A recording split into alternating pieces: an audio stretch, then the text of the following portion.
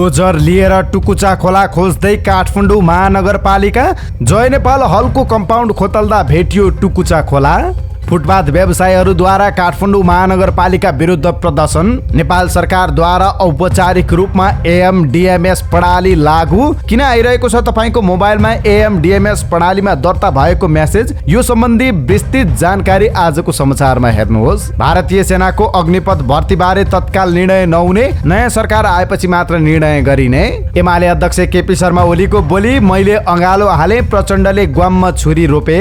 लघुवित्त संस्थाहरूले जनतालाई शोषण गरेको भन्दै खारेज गर्न माग। अब चारपाङ्ग्रे सवारी साधन खरिद गर्दा प्यान नम्बर अनिवार्य। सरकारद्वारा विप्लव नेतृत्वको नेता कार्यकर्ताको मुद्दा खारेज गर्ने निर्णय। म्यादी प्रहरीमा आवेदन दिनेको घुइँचो, युवाहरूको आकर्षण। डेङ्गु नियन्त्रणका लागि कीटनाशक औषधि छर्न माग। र स्वास्थ्य सम्बन्धी जानकारीमा बच्चाको ज्वरो घटाउने सजिलो घरेलु उपायहरू के छन्, यो सम्बन्धी जानकारी सहित देश विदेशका 30 महत्त्वपूर्ण खबर अपडेट लिएर आएका छौँ। हाम्रो भिडियो सामग्री अन्तिमसम्म हेर्नुहोला। नमस्कार, इनसाइड नेपाल न्युज टिभीमा यहाँहरू सम्पूर्णलाई हार्दिक स्वागत छ। आज मिति 2079 साल भाद्र महिनाको 31 गते शुक्रबार, इस्वी सम्वत 2022 सेप्टेम्बर 16 तारिक। दर्शकबिनी सदाका दिन जस्तै आज पनि हामी देश विदेशका महत्त्वपूर्ण खबर अपडेट सहित तपाईँ माझ उपस्थित भएका छौँ। तपाईँले हाम्रो न्युज बुलेटिन कहाँबाट हेर्दै हुनुहुन्छ, कृपया आफ्नो गाउँठाउँको नाम तलको कमेन्ट बक्समा लेखिदिनुहोला। दैनिक रूपमा सत्य अनि तथ्य खबर अपडेटका लागि हाम्रो यस युट्युब च्यानललाई सब्स्क्राइब गर्न नबिर्सिनुहोला। साथै तपाईँमा सही र सत्य सूचना प्रवाह गर्ने हाम्रो यस मेहनतका लागि हाम्रो भिडियो सामग्रीमा एउटा लाइक अवश्य गरिदिनुहोला। आउनुहोस् आजको समाचार सुरुवात गरौँ। जय नेपाल हलको कम्पाउन्ड खोतल्दा टुकुचा खोला भेटिएको सम्बन्धी प्रसङ्गबाट। काठमाडौँ महानगरपालिकाको टोलीले जयनगर हलको कम्पाउन्ड भित्रै टुकुचा खोला खोज्न उत्खनन गरेको छ। महानगरले नक्सा अनुसार गरेको मार्किङका आधारमा डोजर चलाएर हल परिसरमा 15 फिट खन्दा टुकुचा खोला भेटिएको छ। नारायणहिटी दरबार क्षेत्रबाट निस्किएको टुकुचा खोला यस क्षेत्रमा गायब थियो। यसअघिदेखि नै स्थानीयहरूले खोला अतिक्रमण गरेर संरचना निर्माण गरेको भन्दै उत्खननको माग गर्दै आएका थिए। काठमाडौँ महानगरपालिकाले अब टुकुचा खोला अतिक्रमण मुक्त गरेर त्यहाँ दायाँ बायाँ सडक करिडोर बनाउने तयारी गरेको छ। महानगरले बिहिबार जय नेपाल हलको आँगन उत्खनन गरेको थियो। त्यहाँ टुकुचा खोला फेला परेको छ। टुकुचा खोला पुरेर त्यहाँ भवन लगायत संरचना बनाइएको थियो। इट्टाको पर्खालमा सुरुङ बनाएर टुकुचालाई बगाइएको छ। महानगरकी मेयर सुनिता डङ्गोलले टुकुचा खोला अतिक्रमण मुक्त बनाउन सहयोग गरेकोमा धन्यवाद समेत दिनुभएको छ। उहाँ अपराह्न जय नेपाल हल परिसर पुग्नु भएको थियो। महानगरका मेयर बालेन शाहका स्वकीय सचिव भूपदेव शाहले टुकुचा खोला अतिक्रमण मुक्त गरेर त्यहाँ करिडोर बनाउने बताउनु भएको छ। उहाँले त्यसका लागि 6 अर्ब बजेट रहेको जानकारी दिनुभएको छ। यो काम 5 वर्षभित्र पुरा हुने उहाँले बताउनु भयो। टुकुचा खोलामा पानी बग्न 4 मिटर छाडिन्छ, बाँकी दायाँ बायाँ 4-4 मिटरको करिडोर बन्छ उहाँले भन्नुभयो। नेपाल स्वरोजगार व्यापार श्रमिक सङ्घले काठमाडौँ महानगरपालिकालाई ज्ञापन पत्र बुझाएको छ।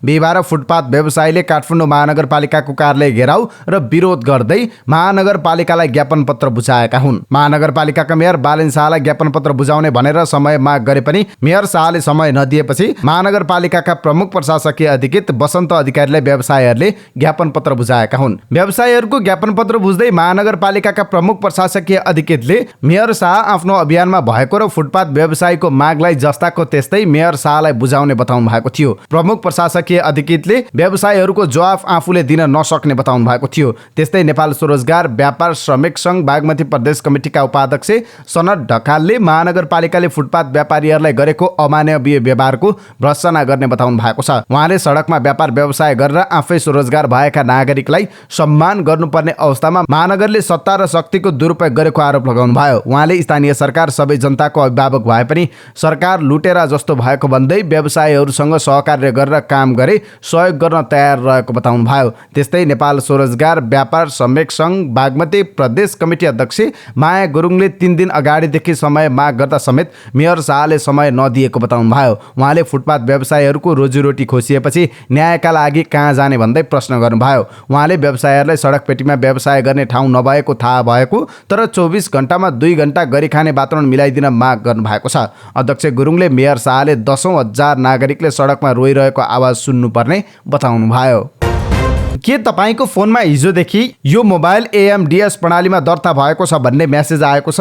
यदि छ भने ढुक्क हुनुहोस्। तपाईलाई मात्र होइन, नेपाल दूरसञ्चार प्राधिकरणले बिहिबार नेपालमा भएका सम्पूर्ण फोनमा यस्तै मेसेज पठाएको छ। कतिपय फोनमा एएमडीएमएस प्रणालीमा फोन दर्ता गरेको तर मेसेज गएको छैन भने कतिपयमा हालसम्म नगएको हुन सक्छ। आखिर किन यस्तो मेसेज आएको होला? यस्तो मेसेज नआउँदा मोबाइल के हुन्छ त? लामो समयपछि अन्ततः नेपाल दूरसञ्चार प्राधिकरणले बिहिबारबाट नेपालमा मोबाइल डिभाइस म्यानेजमेन्ट सिस्टम एएमडीएमएस प्रणाली आधिकारिक रूपमा सुरुवात गरेको छ।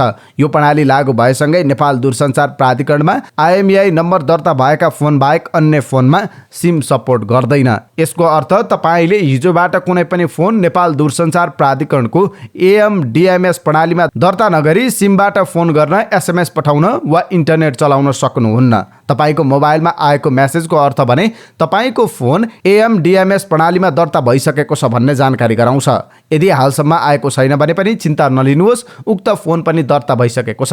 यदि तपाईले आफ्नो मोबाइल 2079 भाद्र 30 भन्दा अगाडि खरिद गर्नुभएको थियो वा बाहिरबाट ल्याउनु भएको थियो भने पनि ती सबै फोन स्वत एएमडीएमएस प्रणालीमा दर्ता भएका छन्।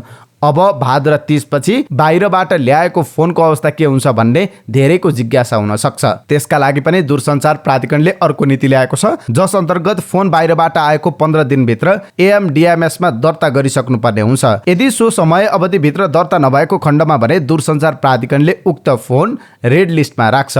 रेड लिस्टमा परेसँगै उक्त फोनले नेपालको कुनै पनि नेटवर्क सपोर्ट गर्दैन। यसको अर्थ उक्त फोनमा नेपालको कुनै पनि सिम सपोर्ट हुने छैन। यसअघि फोन बाहिरबाट ल्याउनु भएको छ भने कुनै किसिमको दर्ताको काम गर्नु पर्दैन। साथै हिजोको मितिभन्दा अगाडि नै मोबाइल ल्याउनु भएको छ भने कुनै किसिमको दर्ताको काम गर्नु पर्दैन। वैध र अवैध तरिकाले भित्रिएको फोन भनेको कस्तो हो त? सरकारलाई भन्सार तिरेर भित्राइएका फोनहरू जुन सरकारी मान्यता प्राप्त वितरकहरूले बजार पुर्याउँछन् ती वैध हुन्। यसलाई कानुनी रूपमा भित्राएको समेत भन्न सकिन्छ। वैध रूपमा भित्राइएका फोनको आइएमईआई नम्बर प्राधिकरणमा रजिस्टर गरिएको हुन्छ। रजिस्टर गरिएको फोन हराएमा प्रहरीलाई फोन ट्र्याक गर्न पनि सहज हुन्छ। गैर कानुनी रूपमा भित्राएका फोनहरू अवैध हुन्। यस्ता मोबाइलको आइएमईआई नम्बर प्राधिकरणमा रजिस्टर हुँदैन। चोरी पैठारी गरी लुकाएर भन्सार छलेर ल्याइएका फोनलाई अवैध भन्न सकिन्छ।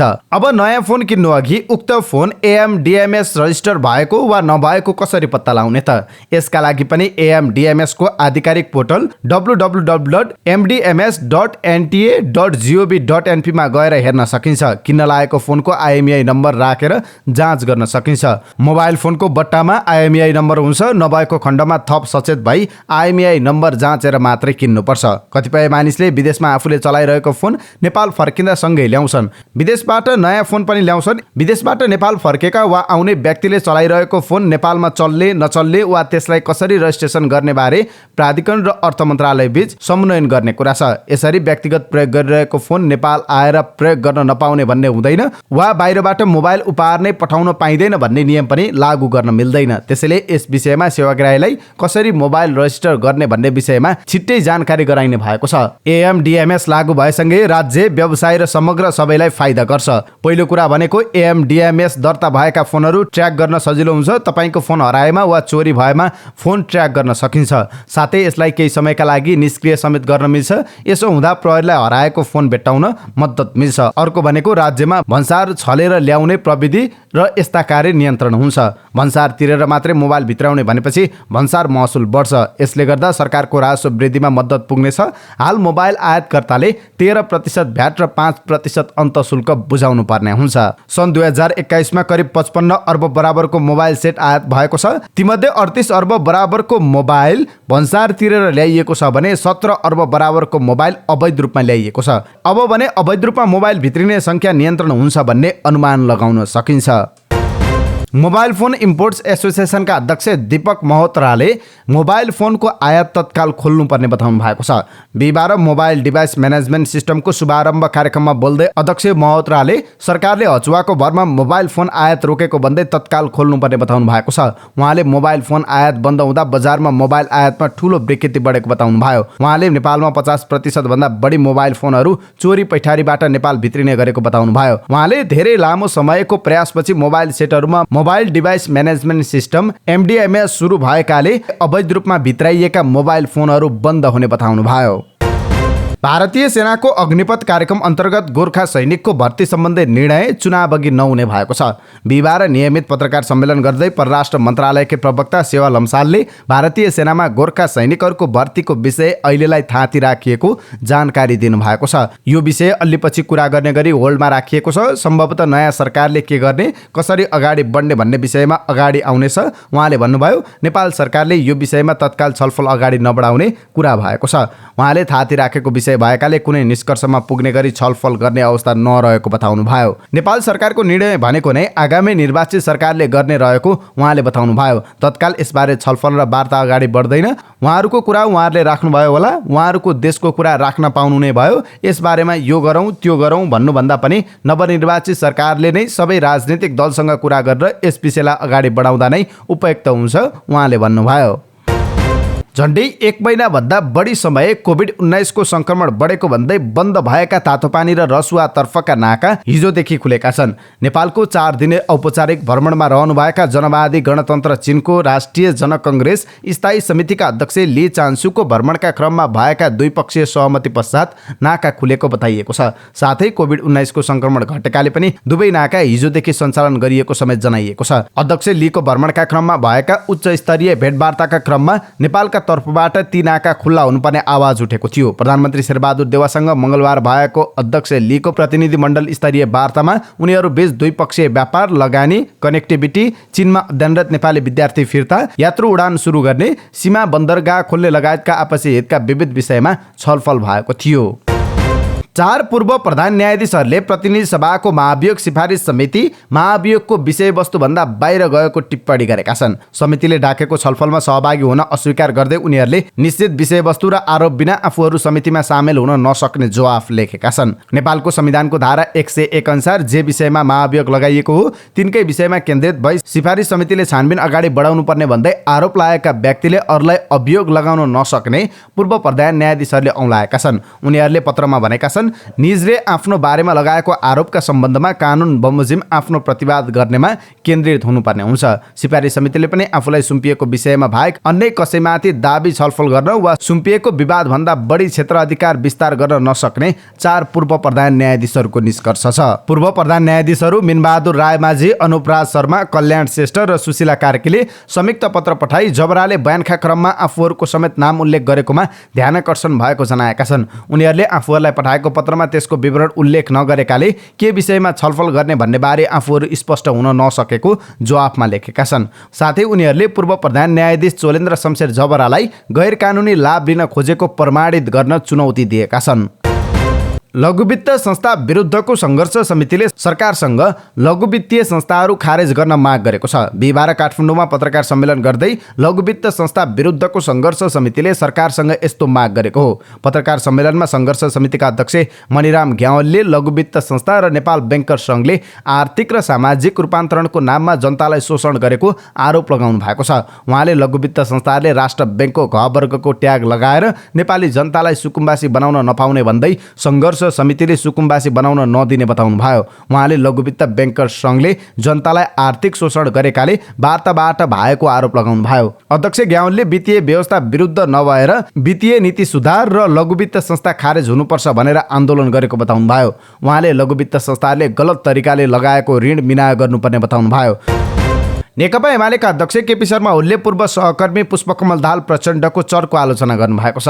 माओवादी केन्द्र चितवनका नेता एम बहादुर परियारलाई पार्टी प्रवेश गराउँदै ओलीले आफूलाई प्रचण्डले पार्टीबाट निष्कासन गरेको प्रसङ्ग सुनाउनु भयो। मैले प्रचण्डलाई आउनुहोस् मित्र, एकीकृत पार्टी बनाऊ, बलियो वामपन्थी आन्दोलन बनाऊ, समाजवादतर्फ अगाडि बढाउँ भनेर अध्यक्ष बनाएर मेरो सिटको छेउमा राखेको थिएँ। मैले अँगालो हालेको थिएँ, हात मिलाएको मात्र होइन, ओलीले भन्नुभएको छ। प्रचण्ड हात लुकाई लुकाई हिँड्थे, म अलिकति सचेत थिएँ, नभन्दै मैले अँगालो हाले, प्रचण्डले ग्याममा छुरी रोपे। ओलीले अगाडि भन्नुभयो, म एकता एकीकरण भन्ने, प्रचण्ड मलाई साधारण सदस्यबाट निकाल्ने। आफूले दिएको वरदान प्रयोग गरेर प्रचण्डले आफैलाई भस्म पार्न खोजेको ओलीको आरोप थियो। यता नेकपा माओवादी केन्द्रका अध्यक्ष पुष्पकमल दाहाल प्रचण्डले नेकपा एमालेका अध्यक्ष केपी शर्मा ओलीले भ्रष्टाचार गर्दिन र गर्न पनि दिन्न भन्ने साइनबोर्ड राखेर भ्रष्टाचार मात्रै गरेको आरोप लगाउनु भएको छ। बिहिबार काठमाडौँमा आयोजित नेपाल उद्योग व्यापार महासङ्घको प्रथम केन्द्रीय महाधिवेशनलाई सम्बोधन गर्दै उहाँले यस्तो आरोप लगाउनु भएको हो। उहाँले तत्कालीन नेकपा सरकारमा प्रधानमन्त्री रहँदा नेकपा एमालेका अध्यक्ष केपी शर्मा ओलीले भ्रष्टाचार गर्दिन र गर्न पनि दिन्न भन्ने साइनबोर्ड राखेर भ्रष्टाचार मात्रै गरेको आरोप लगाउनु भयो। उहाँले भ्रष्टाचार बढ्नुमा कुनै एक व्यक्तिको मात्रै दोष हो वा अहिलेको शासन प्रणालीमा कतै खोट छ भन्ने बारेमा विचार गर्न आवश्यक रहेको बताउनु भयो। भ्रष्टाचार गर्नेलाई स्थान नदिने शासन प्रणालीको विकास हुन जरुरी रहेको बताउनु भयो। चारपाङ्ग्रे सवारी साधन खरिद गर्दा अनिवार्य रूपमा स्थायी लेखा नम्बर पेश गर्नुपर्ने भएको छ। आन्तरिक राजस्व विभागले बिहिबार एक सूचना प्रकाशित गर्दै यस्तो जानकारी गराएको हो।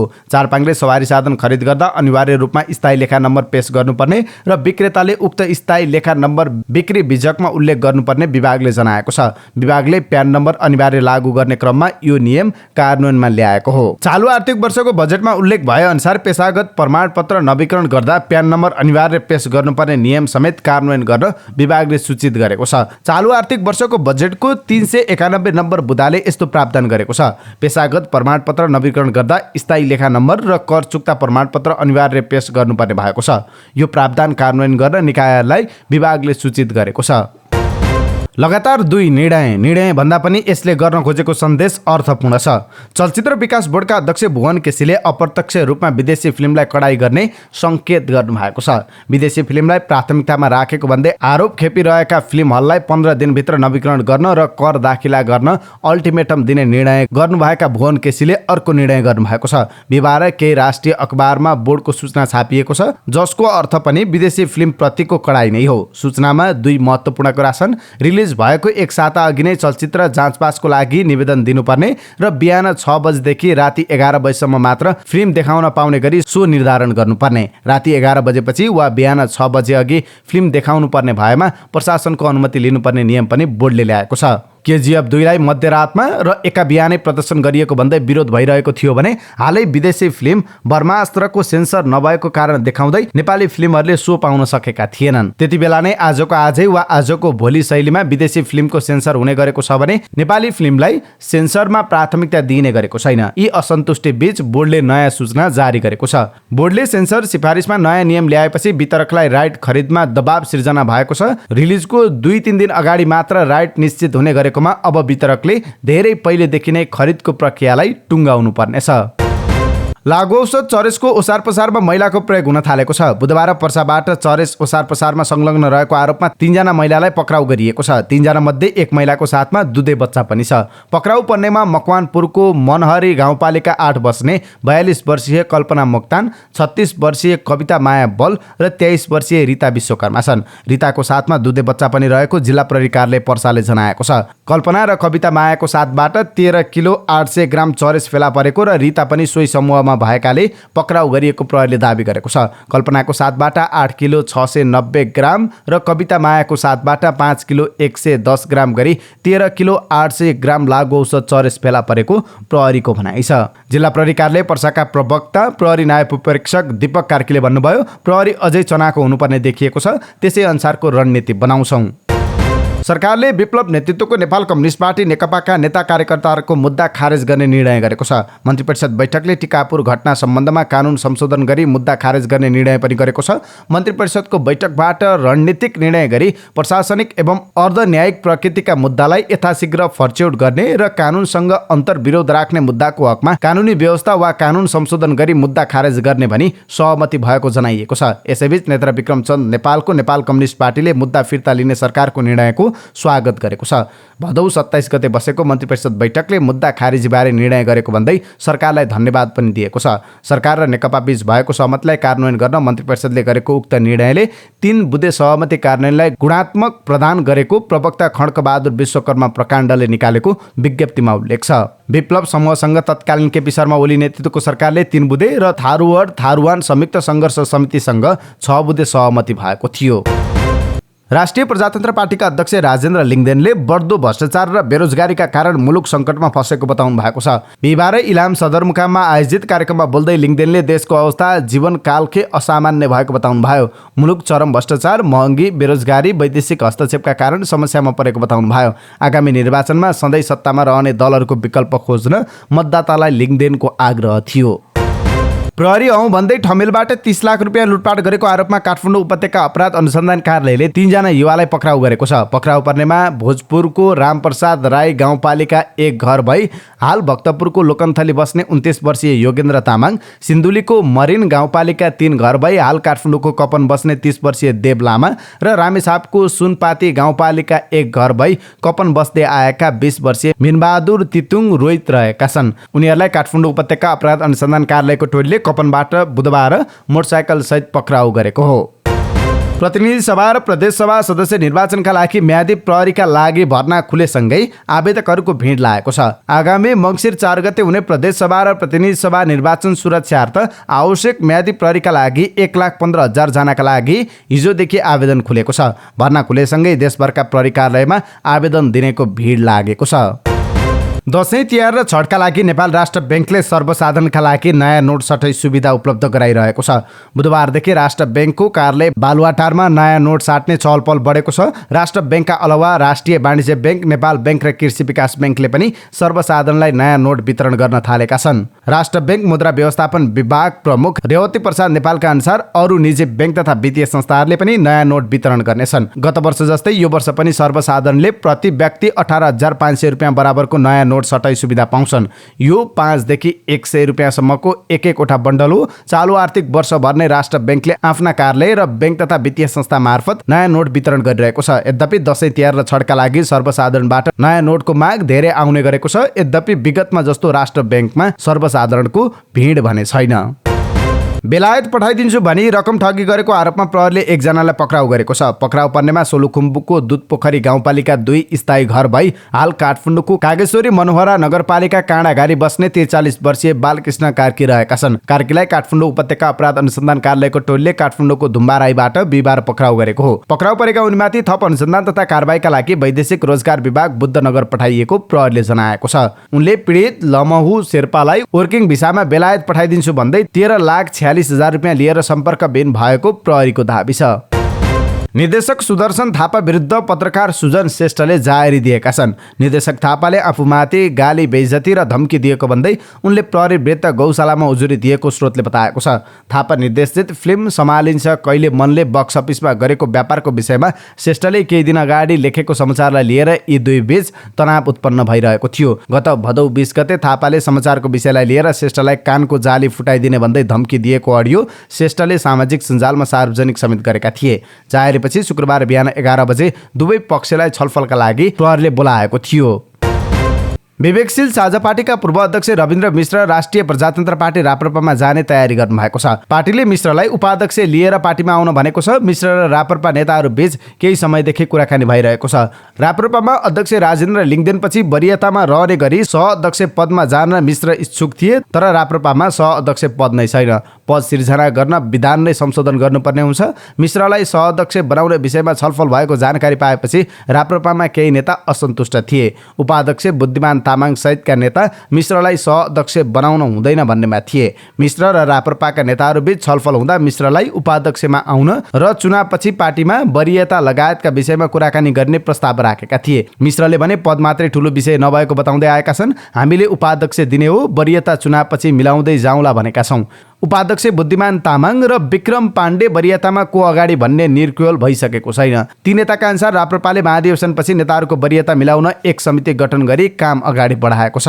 राप्रपाले उपाध्यक्षमा आउन भनेपछि मिश्रको वरियता के हुने भन्ने विषयमा पनि कुरा उठेको थियो। मिश्रले पहिलो वरियताको उपाध्यक्ष हुन चाहेको सङ्केत गरेका थिए। मिश्र निकट एक नेताको दाबी अनुसार राप्रपाका धेरै नेता र कार्यकर्ताले मिश्र राप्रपामा आइदियोस् भन्ने चाहन्छन्, तर राप्रपाका 1-2 जनाले अवरोध गरेका छन्।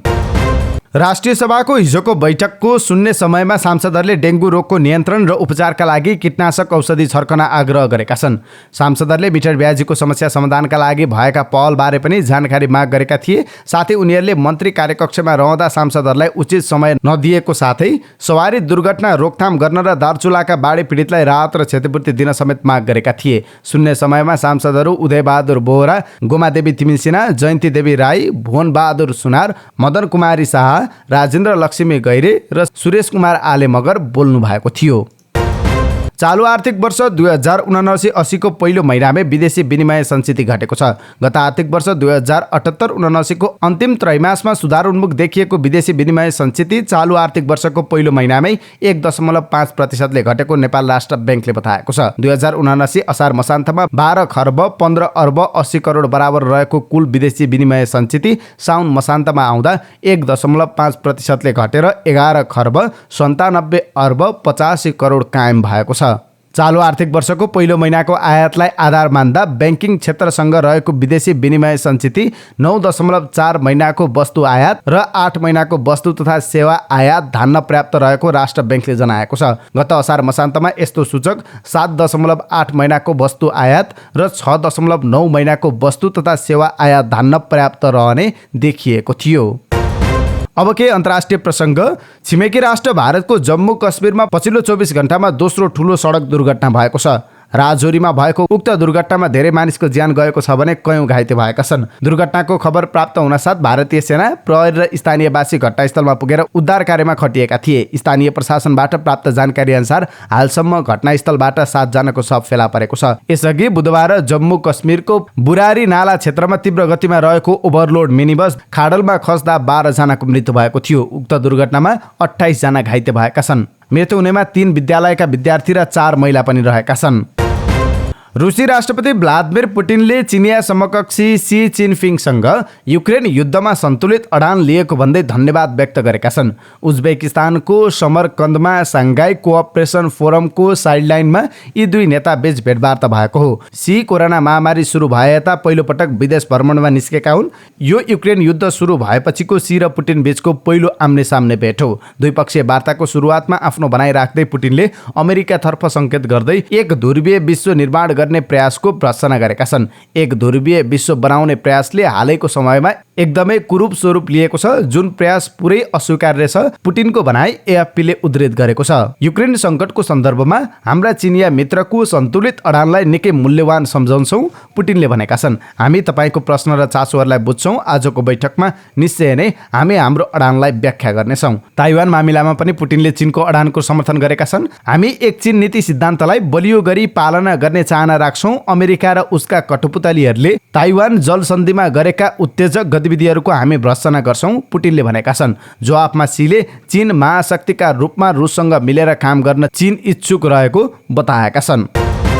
अब आजका लागि स्वास्थ्य सम्बन्धी जानकारी। स्वास्थ्य सम्बन्धी जानकारीमा आज हामीले बच्चाहरूको ज्वरो घटाउने घरेलु उपाय के हो यो सम्बन्धी जानकारी दिँदैछौँ। बालबालिकाहरू रोगको उच्च जोखिममा हुन्छन्। कलिलो शरीर र कमजोर प्रतिरक्षा प्रणालीका कारण उनीहरू रुगाखोकी, ज्वरो लगायतका विभिन्न रोगको उच्च जोखिममा रहने गर्छन्। शरीरमा कुनै किसिमको संक्रमण भएमा उक्त संक्रमणसित लड्दा शरीरको तापमान उच्च हुने गर्छ, जसका कारण बालबालिकालाई ज्वरो आउने गर्छ। ज्वरो विभिन्न कारणले आउने गर्छ।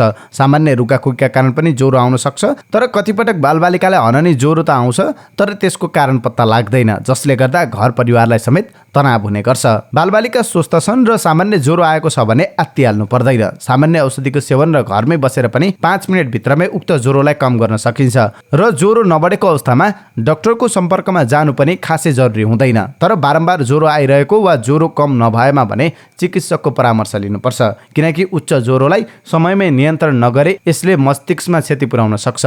यसैका कारण बालबालिकाले असामान्य व्यवहार देखाउने हुँदा ज्वरो निको भएपछि पनि ज्वरो आउनुको कारण भने अवश्य जान्न आवश्यक छ। ज्वरो कम गर्न आलुको प्रयोग लाभदायक मानिन्छ। 2वटा आलुलाई पेस्ट बनाएर बच्चाको मोजामा हाल्नुपर्छ। अब उक्त मोजालाई बच्चाको खुट्टामा लगाइदिएको अवस्थामा केही मिनटमै बच्चाको तापमान ओह्रालो लाग्न थाल्छ। त्यस्तै आधा कप पानीमा आधा कप ब्रान्डी मिसाएर उक्त घोलमा एउटा पातलो सुतीको कपडालाई डुबाउनु पर्छ। अब यो कपडालाई बच्चाको मोजामा हाल्नुपर्छ। बच्चाको ज्वरो कम गर्ने यो पनि अचुक उपाय मध्येमा पर्दछ। त्यस्तै भिजेको कपडा, एउटा सुतीको कपडालाई चिसो पानीमा भिजाएर त्यसलाई निचोरेर निधारमा राख्नुपर्छ। यसले बच्चाको ज्वरो नियन्त्रण गर्न सघाउ पुग्छ। यो प्रक्रियालाई तबसम्म दोहोऱ्याउनुपर्छ जबसम्म ज्वरो कम हुँदैन। त्यस्तै ज्वरो आउँदा धेरैले बच्चालाई तातो झोलिलो पदार्थ खुवाउने गर्छन्, जबकि धेरै ज्वरो आएमा बच्चालाई दही वा आइसक्रिम जस्तो चिसो पेय पदार्थको सेवन गराउनुपर्छ। ज्वरोलाई नियन्त्रण गर्न यो निकै जरुरी छ। यसले बच्चालाई हाइड्रेट राखेर शरीरलाई ठन्डा राख्छ र ज्वरो कम गर्न मद्दत गर्छ। त्यस्तै ज्वरो आउँदा बच्चाहरूलाई खुकुलो कपडा लगाइदिनुपर्छ। खुकुलो कपडा लगाउनाले शरीर कसिलो हुँदैन। यसले बच्चालाई सहज महसुस हुनुका साथै शरीरको तापमान पनि स्वतः कम हुने गर्छ। साथै बच्चालाई ज्वरो आएको बेला भारी भरकम कपडा लगाइदिनु हुँदैन। तर बच्चा ज्वरोको कारण धेरै कापेको छ भने उसलाई न्यानो भने अवश्य बनाउनुपर्छ। त्यस्तै ज्वरो आउँदा मानिसहरूले प्राय पंखा बन्द गर्दछन्, जबकि पंखाको प्रयोगले पनि बच्चाको ज्वरो कम गर्न सकिन्छ। यसले बच्चाको शरीरको तापक्रम न्यून गरी बच्चाको ज्वरोलाई नियन्त्रण गर्न मद्दत गर्छ। तथापि बच्चालाई धेरै बेर पंखामा राख्नु हुँदैन, अन्यथा बच्चालाई चिसोले समात्न सक्छ र थप जटिलता निम्त्याउन सक्छ। बच्चालाई पंखामा राख्दा पंखाको स्पिड कम गर्नुका साथै पंखाको छेउमा राख्नु हुँदैन। यो सँगै ज्वरो आएको बच्चालाई बाहिर लैजाँदा उसको ज्वरो बढ्न सक्छ। त्यसैले बच्चाको ज्वरो नबढोस् भन्नका लागि पनि ज्वरो आउँदासम्म बच्चालाई घरमा राखेर आराम गराउनु पर्छ। यिनै समाचार सामग्री सहित हामी समाचारको अन्त्यमा आइपुगेका छौं। प्रस्तुत गरेको समाचार सामग्रीमा तपाईको केही टिक्का टिप्पणी भए तलको कमेन्ट बक्समा लेखिदिनु होला। दैनिक रूपमा सत्य अनि तथ्य खबर अपडेटका लागि हाम्रो यस युट्युब च्यानललाई सब्स्क्राइब गर्न नबिर्सिनु होला।